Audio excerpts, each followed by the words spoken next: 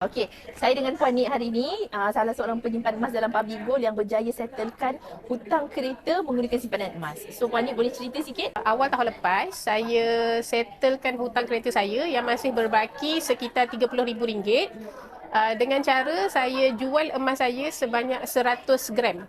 Okey, dan 100 gram tu ada ekstra lah sebenarnya. Bila saya settle hutang kereta awal, saya dapat jimat bayaran keuntungan sebanyak hampir RM7,000. Wah, banyak tu 7,000. Ya. Jimat tu tuan-puan, kalau jimat 7,000, harga emas sekarang kita boleh dapat mungkin dah lebih kurang Lebih 10 gram. lebih 10 gram.